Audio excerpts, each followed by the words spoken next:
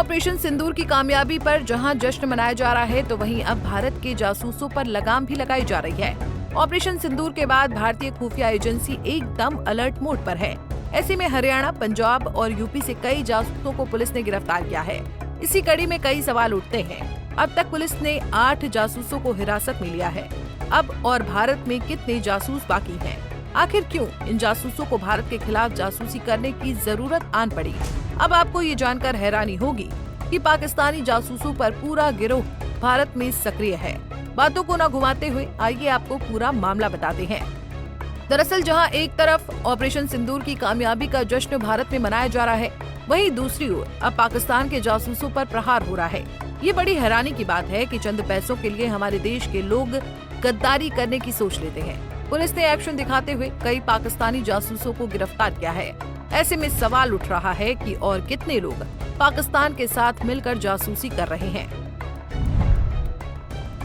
भारत द्वारा पाकिस्तान पर की गई एयर स्ट्राइक ऑपरेशन सिंदूर के बाद सुरक्षा एजेंसियां अब पूरी तरह से सतर्क हो गई हैं। इसी का नतीजा रहा कि पिछले 11 दिनों में हरियाणा और पंजाब से कुल 8 ऐसे संदिग्धों को गिरफ्तार किया गया है, जिन पर पाकिस्तानी खुफिया एजेंसी के लिए जासूसी करने का आरोप है। इस सिलसिले में सबसे पहली गिरफ्तारी 8 मई को पंजाब के मलेरकोटला से हुई, जहां 2 लोगों गजाला और यमीन मोहम्मद को पकड़ा गया था। दोनों की गतिविधियां संदिग्ध पाई गईं और जांच में स्पष्ट हुआ कि उनका संपर्क दिल्ली स्थित पाकिस्तानी उच्चायोग में कार्यरत अधिकारी दानिश से था। इसके बाद 13 मई को हरियाणा के पानीपत जिले से नुमान इलाही नामक युवक को गिरफ्तार किया गया। वो मूल रूप से उत्तर प्रदेश के कैराना का निवासी है और पानीपत में सुरक्षा गार्ड की नौकरी कर रहा था। नुमान पर आरोप है कि वो पाकिस्तान के एजेंट्स के साथ संपर्क में था और उन्हें संवेदनशील सूचनाएं भेजता था। पुलिस ने उसके सभी डिजिटल उपकरण जब्त कर लिए हैं और जांच जारी है। हरियाणा के कैथल जिले से पकड़े गए देवेंद्र सिंह पर आरोप है कि उसने सेना से जुड़ी गोपनीय जानकारियां पाकिस्तान की खुफिया एजेंसी ISI को भेजी थी। देवेंद्र की उम्र करीब 25 साल है और पूछताछ के दौरान कई चौंकाने वाले खुलासे सामने आए हैं।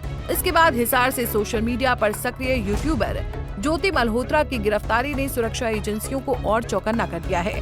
ज्योति पर भी भारत की जासूसी कर पाकिस्तान को सूचना देने का आरोप है।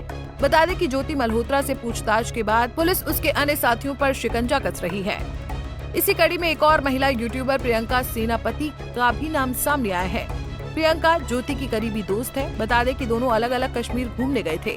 ज्योति की गिरफ्तारी के बाद अब प्रियंका सेनापति भी सवालों के घेरे में है। इसके अलावा हरियाणा के नूह जिले से पिछले 2 दिन में लगातार 2 जासूसों को पकड़ा गया है। अगर देखा जाए तो इन सभी मामलों में कई समानताएं देखी गई हैं। अब तक गिरफ्तार सभी युवक 20 से 35 वर्ष की आयु के हैं। सभी मिडिल क्लास परिवार से आते हैं और अधिकतर को लालच, हनी ट्रैप या पैसा देकर फंसाया गया है। इन सभी का किसी न किसी रूप में पाकिस्तान की यात्रा करना और दिल्ली स्थित पाकिस्तानी उच्चायोग से संपर्क में होना भी एक सामान्य कड़ी है।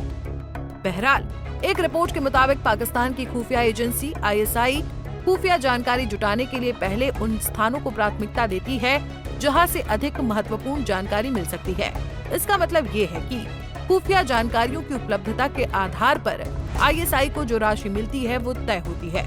उदाहरण के तौर पर थाईलैंड और म्यांमार जैसे देशों से जानकारी जुटाने के लिए ISI कम राशि खर्च करती है, जबकि भारत और अमेरिका जैसे बड़े देशों से जानकारियां प्राप्त करने के लिए ज्यादा रकम खर्च होती है। अगर देखा जाए तो इन घटनाओं से ये साफ हो गया है कि ISI भारत के युवाओं को लगातार निशाना बनाकर अपने एजेंडे को आगे बढ़ा रही है और वो देश की आंतरिक सुरक्षा को खतरे में डालने की कोशिशें कर रही है। खैर, अब जासूसों पर जमकर प्रहार हो रहा है। ऐसे में उम्मीद है कि जल्द कई और जासूसों का नाम देश के सामने आएगा। Bureau report, Punjab Kesari TV. हमसे जुड़े रहने के लिए हमारे YouTube चैनल को सब्सक्राइब करें और नई वीडियो की नोटिफिकेशन के लिए बेल आइकॉन को दबाएं।